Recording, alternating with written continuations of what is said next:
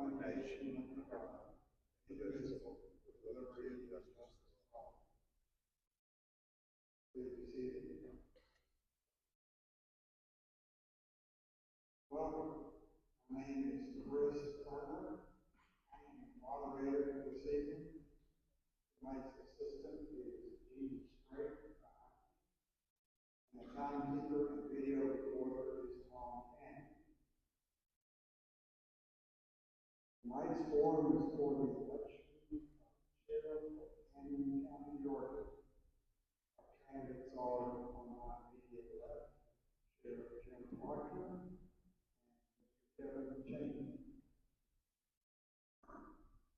Please join me in thanking PSA staff for accommodating our needs and setting up tonight's forum. You guys in the back.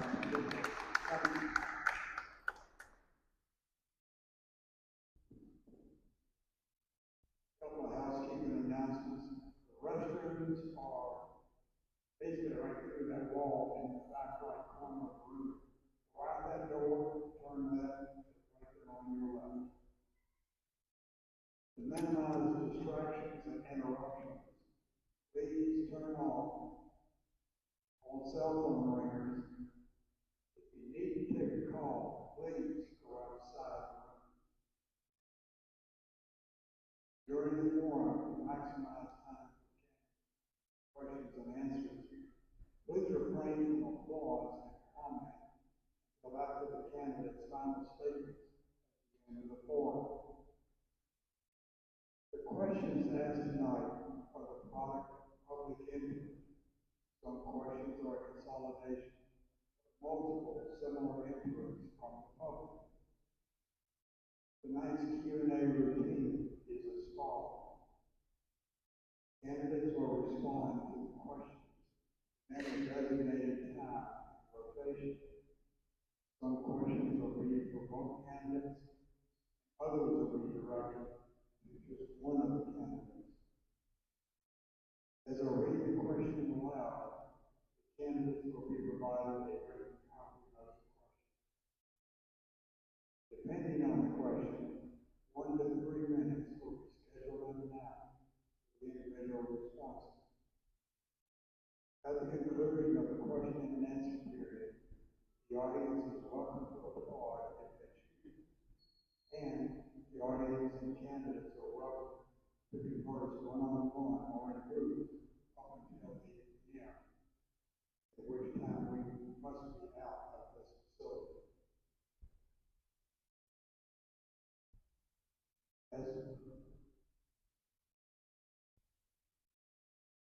There any future forums? As a reminder, posted on the door at the back of the room is a schedule for that one future forum next week. Also posted are candidate contact information, online links where possible. The table with the blue tablecloth right behind Tom Cannon has the Tribune and Georgians voter guide. Scott Bryan has provided copies of that. Please feel free to take one. Read it. There's other information about the voting process on from Shannon Nettles, all of us. Thank you. The first question tonight is directed to Sheriff. Oh, sorry. First question tonight is directed to both candidates. Sheriff Proctor will go first. He will have 3 minutes to respond, after which Mr. Chaney will have 3 minutes to respond. Regarding this election, the elephant in the room is the Camden County Jail. Personnel, operations, facility conditions, and capacity are often reported as sufficient. Please explain your plan and schedule to correct areas that negatively impact management, safety, and security at the jail. Thank you. A lot of these have already been brought to the attention of the Board of Commissioners. It's the commissioners that have to replace the facility. It is in deplorable condition. They've had engineers come in and look at it. It has to be replaced. They've been kicking the can down the road for over a decade. It's gotten to the point that it's unmanageable certain times. We have 149 places for people to lay their heads. Beyond that, we start farming them out or putting them on the floor. With what they call it a boat. It's basically a mattress on the floor in one of the cells. We have a pod that can house up to 50 people that is unusable at the time. It leaks horribly. Every time it rains outside, it rains inside. The commissioners are the only ones that can fix that. Staffing has improved greatly since we've been able to pay our people a little bit more, which through a lot of work and legal action that's come about. They're supposed to re-evaluate the pay scale this coming year if the commissioners do as they indicated they would when we first finalized our negotiations. So that addresses the capacity and conditions. We keep it clean. We go through pallets of bleach annually. We're scheduled to repaint the facility, but that's nothing but that's an aesthetic. It doesn't correct anything. It just makes it look pretty as a jail can be. The management's good and sound. The training, the state of Georgia never said that once you're a certified jailer, you have to continue with any in-service training. There were 0 training hours. Now they have to have 20 training hours every year in order to stay employed there. Patrol has to have 40. We doubled theirs. The security is as good as it's going to get. A lot of the security measures inside the jail are failing, but there again, it's only the Board of Commissioners that can replace or repair. We put in work orders daily. It's up to them to correct the problems. We stay on them constantly and work well with them, and we'll continue to do so.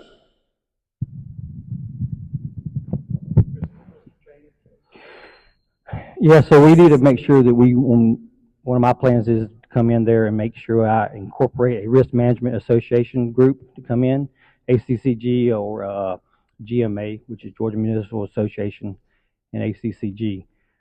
Bringing the risk management, they actually come in, they'll look at the policies, procedures, how they're working now. They're going to give me corrective measures on what steps I need to take to make sure we improve those measures. Whatever's in place, it needs to be fixed. So we need to go forward with the risk management stuff. Another thing is frontline supervisors. Those are your sergeants. You got to have sergeants in frontline capacity teaching these young kids that come on board, these young men and women that's coming on board to work for the sheriff's office. They need to make sure that they have that proper training for them. So by properly giving them that frontline supervisors training through risk management, through GERMA, all that good things, that the guys and girls, the young men and women will understand, hey, this is what we need to do. This is the way we need to do it. Another thing, we need to fix that relationship with the Board of Commissioners. Make sure that, hey, listen, we're here to work together. This is a process that we need to make sure that we're on board, all of us, because this benefits the whole county. It's not benefit just a certain group of people. It benefits all of us by making sure we have that relationship built with them. And work with commissioners on a monthly basis. Make sure that, hey, we're on tap with them. Say, hey, these are some of the steps we're looking at. This is some of the steps we need to take moving forward with that. Inside that jail, inmates and officers, correction officers, have a difficult job.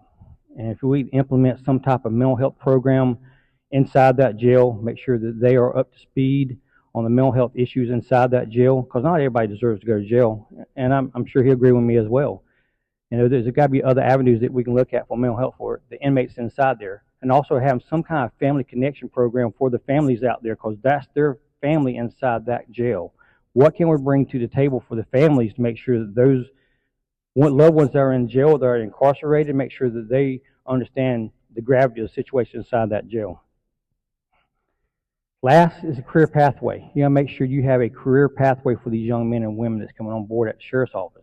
Give them ownership into that agency. That helps retain them. That helps for them to pass on their information they've retained back to younger guys and girls that come on board as well. That's what we need to do.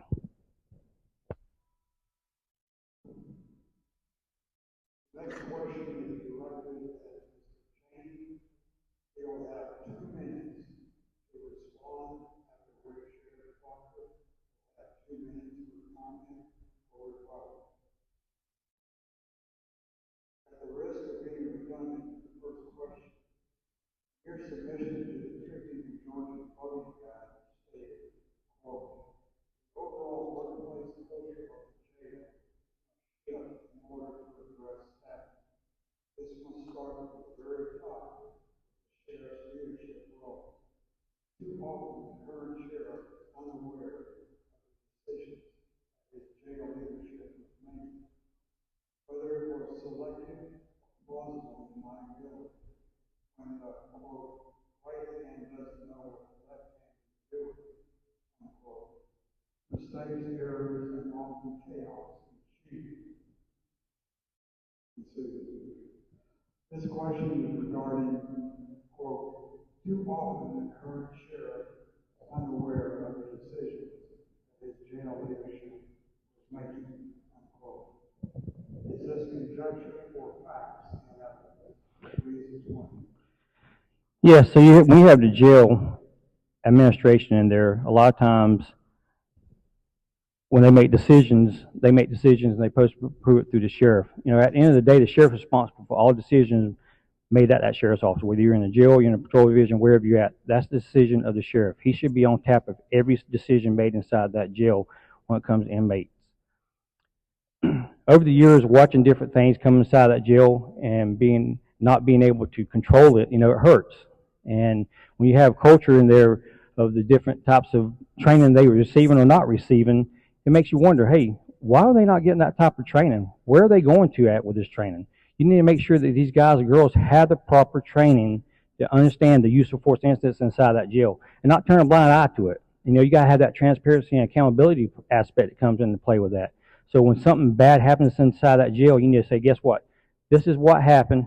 We have a problem. Now here's our solution. Don't sit on it and wait on it for several months and say, oh, okay, well, we got a problem. No, you got to come and fix that problem right off the bat. You can't wait on a situation to arise and then not do nothing about it until after it comes, the ugly snake raises its head. So that's the culture you got to change inside that sheriff's office, inside the jail.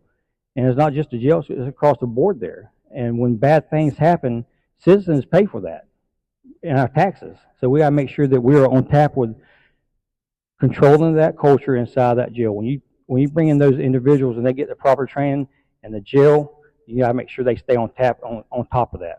Also, you got to make sure the sheriff is a responsible leadership role. You got to make sure he's involved in every aspect of that jail. Thank you.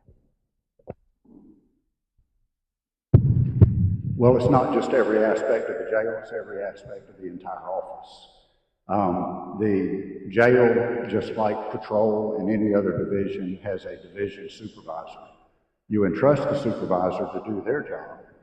And if you're going to get in there and micromanage everything they do and try to get involved in every minute decision, you're never going to get anywhere. You have to entrust those, and when they fail, you hold them accountable, which is what we do. But I think it's preposterous to try to get involved in every decision.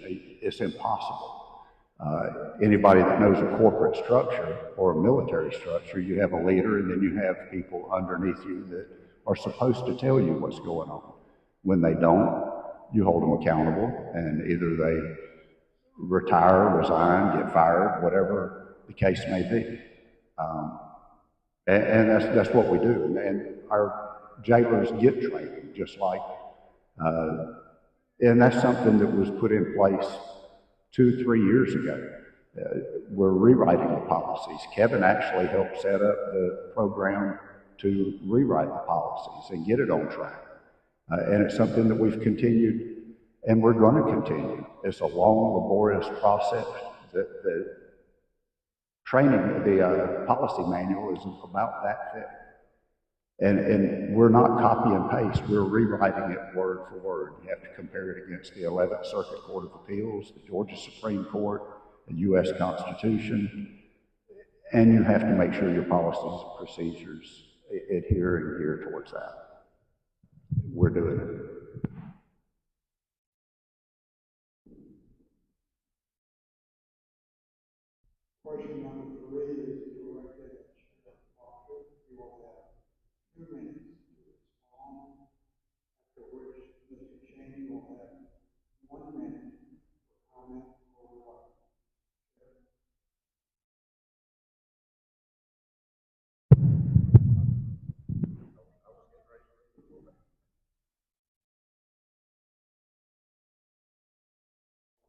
You have historically asked the commission financing far in excess of its ability to fund.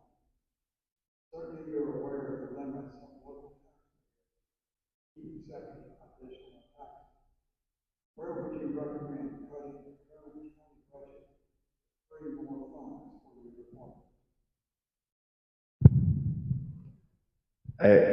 Yes, I have requested funds in excess of what they're willing to fund. The way the law is written and the way it works is that the sheriff tells the commission what he needs to do his job. It's the commissioner's job to fund it or find funding for it, or to sit down and negotiate with the sheriff, what can we put off until next time? I tried working well with the commission the first 9 years. After 9 years, I dug my heels in. And I told them this is what we have to do. And it took filing legal action. It was called a writ of mandamus. I sued them to force them to do their jobs. That's what a writ of mandamus is. I'll continue to try to work with them. I'm friends with each one of them and talk to them. A couple of them I grew up with and watched grow up. I'll continue to work with them, but I can tell them what I want them to do with other budgets, but that's their job. My job is to tell them what I need to do in my job.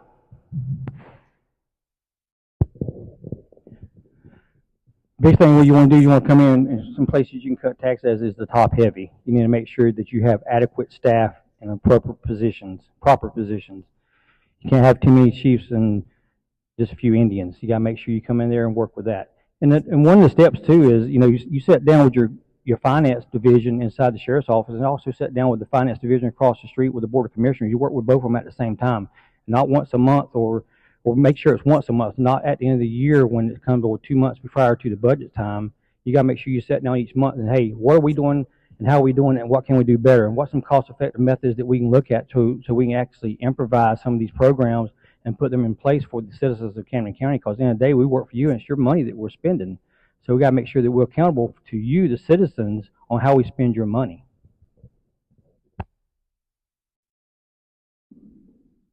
Question number 4 is directed at Mr. Chaney. You'll have 2 minutes to respond, after which Sheriff Proctor will have 2 minutes to comment or rebuttal. Statistics show that most crime in the county is drug related. What will you do as the chief law enforcement officer to address this issue and begin to focus on other crime related incidents? Well, one of the things I did for 5 years as I worked for the Drug Enforcement Administration in Savannah, Georgia. I was part of that task force when I was assigned up there. I worked in a capacity as an undercover agent, and I worked as a case agent working on multi-million-dollar seizures and also multi-million-dollar seizures of drugs and money.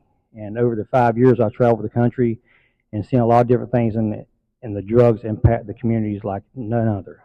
The drug is the root of all evil. I've always said that. So where you have drug activity, you're going to have your prostitutions, you're going to have your thefts, all that good stuff comes along with the drug activity. So one key thing is we got to do is make sure we get involved with both cities. Get both chiefs of police involved in this. Let's join the task force together, because the drugs have no boundaries. They're going to go across the city lines. They're not going to stay just inside the city of St. Mary's or the city of Kingsland. They're going to go to the north end of Camden County. They're going to travel all over the place.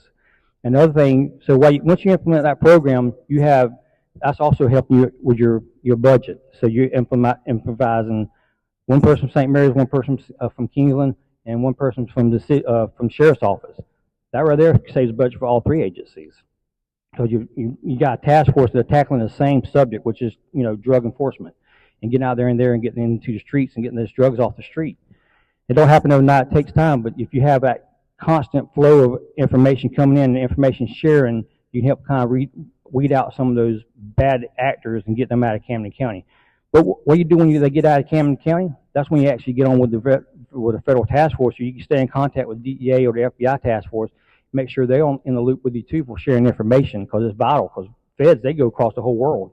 It's not just Camden County. So if they cross state lines or county lines, you have the feds involved in it.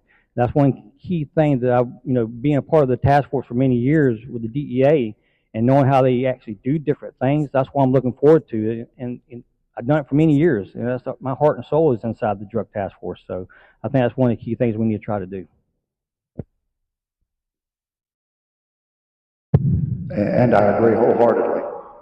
And we had just up until recently, one of our officers assigned to that DEA task force that Kevin's talking about. He requested to come off of it and come back to the office as an investigator. His life circumstances changed, and living in Savannah was not working. So in order to take care of our officers, he came back. When we find another person to fit into that slot, that they will go back to that DEA task force. We work with the cities. We're constantly in contact with the cities. Currently, I don't have but 3 drug investigators. I need more, which takes more funding.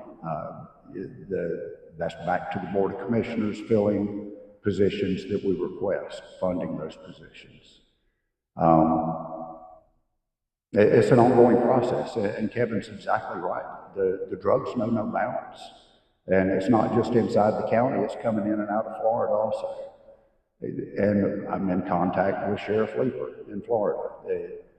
We're trying to work out so that the 2 cities and the county all work off the same computer system. We can look at each other's data, we share data. Nassau County is on that same system. Once they get it past their legal department, we can share information and data with them, because that state line is a barrier to us, but it's not a barrier to the criminals. So we'll continue to work with our surrounding agencies, and it's an ongoing problem. And I don't think we'll ever get caught up with the way it's going. And that's a horrible place for us to be. It's an indictment on our society.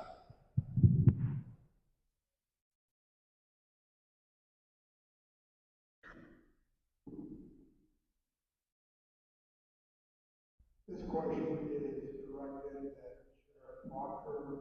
Will have 2 minutes to respond. Mr. Chaney will have 2 minutes to comment or rebuttal. Many voters were unhappy with the stop commission the last year, and are discouraged at the expense of multiple lawsuits filed against your department. Your repeated response has been, quote, better training, unquote.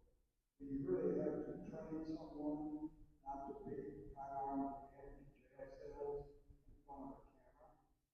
Wouldn't that be a part of the hiring process, not the training process? Please explain your recent and future leadership and actions regarding this subject. Well, dealing with the commissioners, we try to work with them. I try to work with them. I'm in contact with them frequently. The training is a major issue, and we try to weed them out in the hiring process. We've changed the training. We had someone teaching them that was to be aggressive and heavy-handed with the inmates. That training officer was moved out. That's how we found out that what she was doing was when the incidents arose. They're good officers.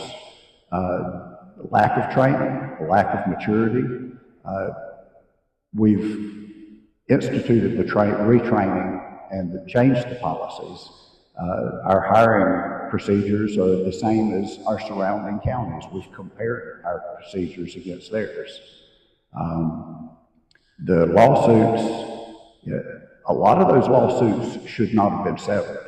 That's a decision that the insurance company makes. We have no say-so in it. And once they settle these suits, then they hold them against you.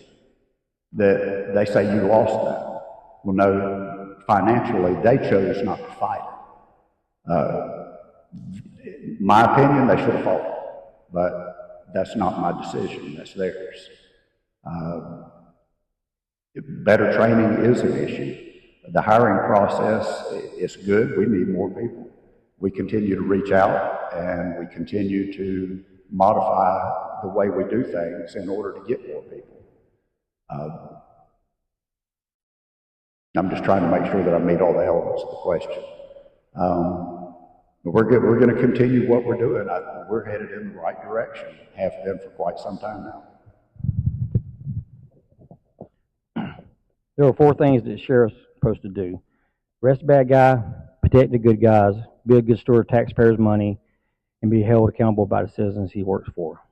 A couple things as far as the leadership role that I want to try to do as far as the future plans is town hall meetings. It's key to have town hall meetings.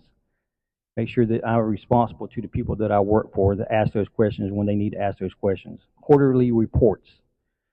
I need to make sure those come out too. Those are my transparency piece and my accountability piece to you. Risk assessment agencies. I need to bring in LRGMS, local risk management government services. And what they do is they come in, they go through your policies and procedures, see what you're doing good, what you're doing bad, and tell you how to fix it. There's also other training programs they can put in place for you to make sure you actually incorporate those things. I'm going to reestablish the Criminal Justice Coordinating Council group. That's key to making sure that we stay in line on the criminal justice, on how we're supposed to do things inside that sheriff's office. When you have a group of individuals come together and you have your checks and balances in place. A use of force panel. When there's an incident that happens inside the jail or any part of that agency, you make sure you have a panel of officers and civilians come in. Let's look at this. What do we do good? What do we do bad? And was it within policies and procedures? Also, you need to create a school council program so all of us are united under one message. So when we do this, something happens, it comes out of one message from all local law enforcement agencies and also from the school system. You know, this is our heart and soul here, and being a sheriff is a very responsible role. Sheriff's done, admirably for 12 years, and it's time to go in a different direction. And I believe wholeheartedly that I am the right man for the job.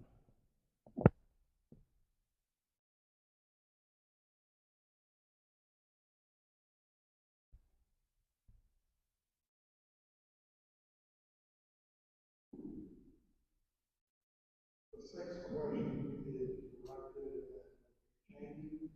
You will have 2 minutes to respond, after which Sheriff Proctor will have 1 minute to comment and rebuttal. As a parent, as I am a parent of 2 female law enforcement daughters in another state, I, as reporting citizen, was appalled by your constant reference to, quote, your guys and girls, unquote, on the force, uniforms, and debates in the primary. You may consider that just, quote, unquote, old South language, but I don't. How can we have any confidence that you can step up and recognize your force as men and women in blue? How will you demonstrate and move toward the social norms, acceptable vernacular of the 21st century? And she's correct. Yes, I have said the guys and girls, and that's being in the field work. Most of my career I've been inside in law enforcement. I've hung out with the men and women next to me, and we have that. Guys and girls. That's what we're always talking about. So it's not meant to be ugly by no means whatsoever. And I'm sorry that she feels that way. It is the men and women in blue. It's always going to be about the men and women in blue. They're my brothers and sisters in arms. We stand side by side. I've seen them through the worst times of their lives, through the best times of their lives. And knowing that, these men and women, and they know me, it's not that I don't love them and I don't think about them that way. Because the guys and girls, that I probably shouldn't say that, and I know I shouldn't say that. And I've been told that, before in the past. It's just that it's been ingrained in my head for all these years, working in the streets and being in the road with these men and women and seeing what goes on. So yes, I'm up to sport. I've always said, the 21st century's come along. We're dinosaurs compared to some of this new generation coming on. If we don't change with the new times, we're going to be left behind. And that you don't want to happen. I don't believe that Kevin meant anything by it in any way, shape, or form. I know him. I don't believe that he was trying to be derogatory in any way. No, that's not him. We both probably need to adapt. I'm kind of old school myself. And I know that my children, who are 23 and 27, get on me whenever we're together about the way I refer to things or the way I say things, because it's not the way they say things, and I try to adapt and overcome just like Kevin does. He has teenage kids, so I'm sure that they're input in there also. But I don't think that Kevin meant anything bad by it in any way, shape, or form.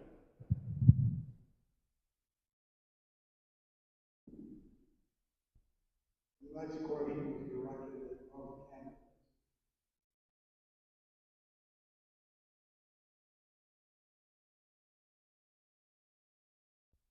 So Proctor will go first. He'll have 2 minutes to respond, after which K Chaney will respond to the same question, 2 minutes to respond. Citizen complaints continue about unfair targeting by sheriff deputies, certain individuals, because of stereotyping of various people. Is unfair targeting by sheriff deputies occurring? If it does exist, how would you change that culture and pattern of unfair targeting? I know that citizens complain of it. It does not happen. There is no unfair targeting going on by the sheriff's deputies. It doesn't exist. It's not happening. Yeah, that's correct. I've heard that even at the police department as well. It's across law enforcement all over that we're targeting certain individuals, and in training and stuff we don't do that. We train a way where we want to stop criminal activity. So as far as that occurring, no, that's not occurring inside the sheriff's office that I know of, or at the PD. And we're going to strive to continue to make sure that we target criminal enterprises, not a person, not nothing like that. You got to target the criminal enterprise. This question is directed at Mr. Chaney. He will have 2 minutes to respond. As if Sheriff Proctor will not have an opportunity to comment. You have said repeatedly that you will be a different kind of sheriff than Sheriff Proctor. Yet you both come from the same system, the same repeated problem. Why should a voter think things will change under your leadership? How are you different than Sheriff Proctor? That's correct. We are both different. And I guess the difference for me, Sheriff Proctor is a good sheriff. I just think it's time for a different direction for the agency. And I lead from the front. And when I say I lead from the front, I'm in the trenches with the men and women. That's how I grew up in law enforcement. I've always been in the trenches. And when I say in the trenches with the men and women in law enforcement, that's in field work. I'm actually working cases with them and adapting to the different types of cases that's going on. And also going to meetings too. So over the years, I've adapted to actually look at the different responsibilities as I grew up in rank. From captain up to major, you have other responsibilities as well. Just as a sheriff, he has other responsibilities. So I know it's going to be a challenge. You can't always be out there in the field with your men and women. That's one of the things I'm going to strive to make sure that I'm out there. They can see I'm present for them. I want to make sure that they know that I'm there. I'm beside them, working cases with them if I can. Make sure that they know that the men and women know that I have their back.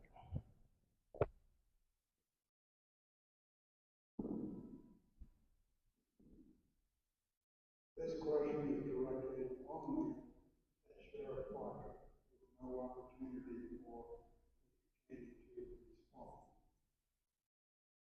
As the incumbent thus far, prior to this forum, you haven't offered much rationale for re-electing you over your opponent.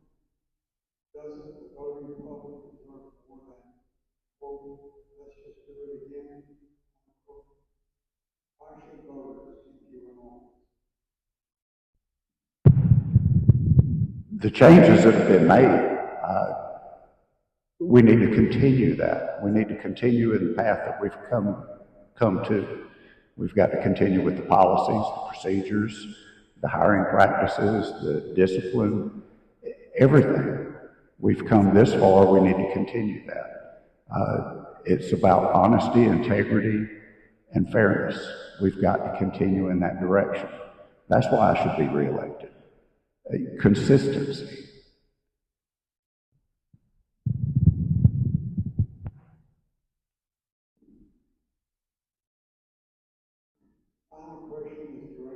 both candidates.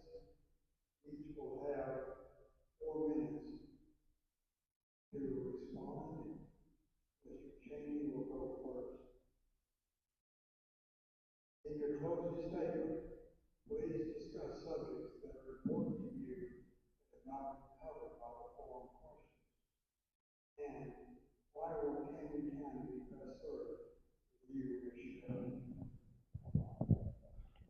One of the key features that we didn't talk about tonight was community engagement. You got to make sure that we have the community engagement piece inside this. We, the sheriff, we work for you. That's who pays our salary. It's you. It's the taxpayers of Camden County. And without having the citizen involvement with us inside the community, we're going to fail. And there's going to be information that's hidden. There's going to be non-accountability. So if we have you engaged in our sheriff's office, I think you won't have the hidden information. You won't have to worry about the accountability aspect of it. We need to make sure we're out there inside those communities, targeting everybody, not just any individuals. Coming out there and let's talk about, hey, here's a problem in the sheriff's office. Tell me about it. What is it? How can we fix it together as a group? Also, it helps out with hiring and retention in the sheriff's office. When you target we'll go to a specific location in Camden County, set up a little job fair. Hey, you hire from within the community that they live in. They're going to patrol the same streets. They know the streets. You got to make sure that we are part of that. This is my county. I love this county. I grew up here, played football for the Wildcats. I love the Wildcat football team. I'm embedded in that group. I've traveled with them for over 23 years as far as an escort for the football team. And you come on Friday nights to a football game, and you see the stands are packed. You see the cheering and the excitement and the facial expressions of all the fans up there, win or loss. You see it, and I'm getting chill bumps right now thinking about it. That's who I work for. That's who I want to work for. You can't go wrong with that. And if you do right by them, you're going to be okay. You make sure you work for the community. I work for you, every one of y'all out here, and I want to work for you. That's why I want to be your sheriff. And Kevin's exactly right. I work for you, the citizens of this county, and I answer to you. You're my boss. I've got 57,000 bosses, and they're the residents of Camden County.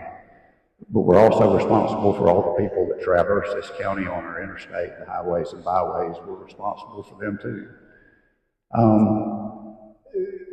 Kevin's exactly right. We have to continue with the community engagement, the stuff that we've been doing for years. We have to continue that. We have to, the festivals, the different forums, everything that goes on, we have to continue to go to these community events and stay engaged. It's something we've been doing. It's something we'll continue to do. Inviting you to come into the office. Come see where we work. Come look at what we do. Come learn about us. We have a Citizens Academy every year where we want the people to come in and find out who we are and what we do for a living and how we operate.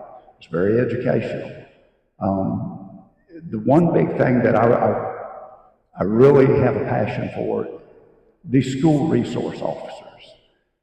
I've met with Dr. Green and members of the school board. We all have a common vision. I want a deputy sheriff in every school in this county. And that's a goal we're working towards. Instead of having 3 different agencies doing it, it's all under one roof. When Dr. Green has a problem or a concern, she picks up the phone and calls one person, not having to feed information from 3 different sources and try to figure out exactly what's going on. I'm very passionate about the school resource officers program. We're well on our way. We're actually talking to one right now that is getting ready to come join us, not to be a patrol deputy. They specifically want to be a school resource deputy. Those folks are hard to find that want to do just that. But we're attracting them, we're getting them because of the program we operate. We've even gotten to the point we have an instructor in the CTAE program in the high school in the criminal justice career path.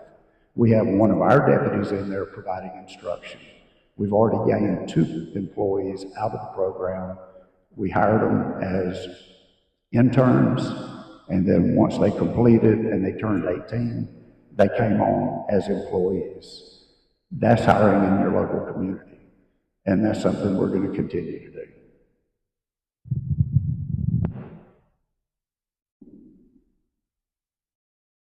Before we give y'all the opportunity to speak with the candidates one-on-one or one-on group, I want to make up for what I neglected to mention earlier on. I was thanking PSA for providing support here. This is Tom Canyon sitting here in the middle. This is his baby. This is the one time we got to do these candidate forums. So God bless you. These two guys here, thank you for stepping up. Thank you for participating in the forum. As I said, God bless you for stepping up.